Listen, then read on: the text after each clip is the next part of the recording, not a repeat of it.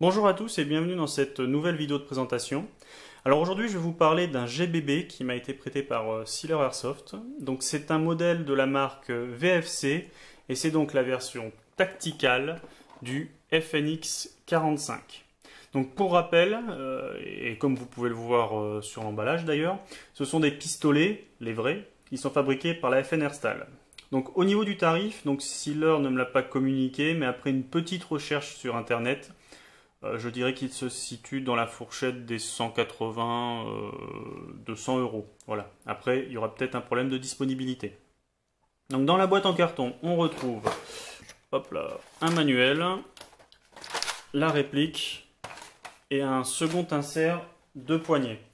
Donc le manuel, il est en français, entre autres, et il comporte plein de petites images pour vous expliquer comment tout cela fonctionne, si jamais vous n'étiez pas au courant.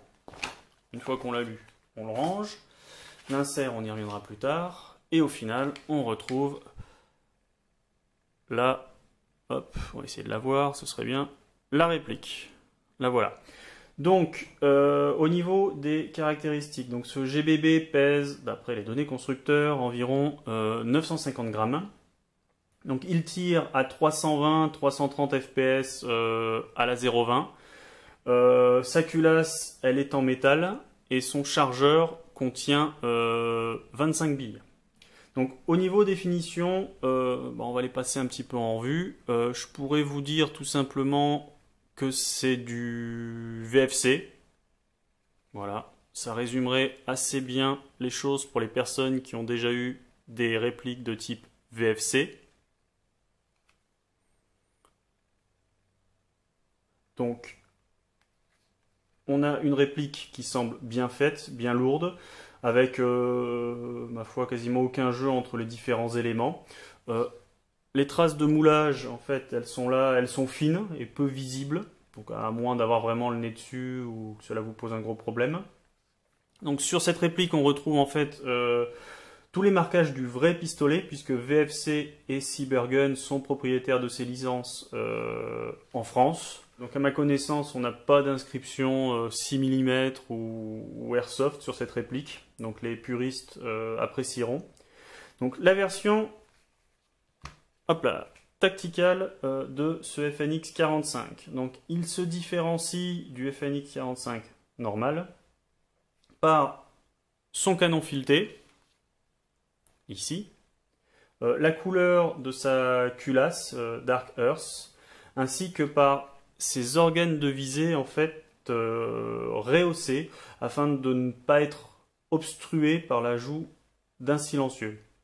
Donc autre particularité de ces sights, ils sont percés en leur centre. Donc on va essayer. Donc c'est la première fois que je vois ça. Mais j'imagine que cela doit avoir en fait un intérêt selon la luminosité de la zone où on les utilise. Voilà. Donc pour le reste, la sécurité est ambidextre et fonctionnelle des deux côtés. Ensuite, on a un chargeur avec un talon, mais alors énorme. Voilà. Avec, on retrouve ici le logo FN Airstyle. Donc, alors, chargeur qui a deux particularités. Trois avec le fait que ma caméra ne l'aime pas. Donc, deux particularités. Alors, l'emplacement de sa valve. Ici. Ça, c'est une chose. Et sa couleur chromée. Couleur plus que discutable, même si conforme au modèle d'origine. Donc pour la valve, j'imagine que c'est le talon qui a justifié en fait cet emplacement-là. Donc moi qui avais pris l'habitude de charger en gaz mes chargeurs de Marui directement dans leur poche, et ben là c'est raté. Ce chargeur, il emporte une importante capacité de gaz qui se traduit après test avec un rapport en fait de, on va dire 4 charges de billes pour une charge de gaz. Alors, petite parenthèse, on va remettre le chargeur. Faites attention, en fait, je vais la montrer, à la petite plaque qui se trouve ici en fait. Lors de votre première utilisation, surtout si c'est en partie, puisque en fait, alors la sécurité, voilà. Comme vous avez pu le voir, bon, c'est ce qui m'est arrivé la première fois, j'ai failli la perdre, donc il faudra penser à la recoller. L'avantage maintenant, c'est qu'on va pouvoir la voir de plus près. Voilà, elle est jolie, mais elle est facile à perdre. On a ici un emplacement pour fixer un Doctor Sight. On va voir à quoi ça ressemble. Donc voilà, une fois la plaque se trouvant ici démontée. Donc vous avez 4 trous. 4 trous, donc séparés environ, ça peut être utile, d'1,5 cm sur 2 cm. Donc faites attention quand vous achetez votre sight, surtout si c'est un sight cheap. J'imagine que ça doit peut-être... Le vrai doit bien marcher avec les vrais Dr. Sight. Est-ce que la copie, elle, marche avec tous les Dr. Sight d'Airsoft à confirmer avant d'acheter. Donc le canon, il est équipé d'un filetage 16 mm+, à l'image du Chris Vector, ce qui vous permet donc de mettre ce genre de silencieux. Donc on dévisse.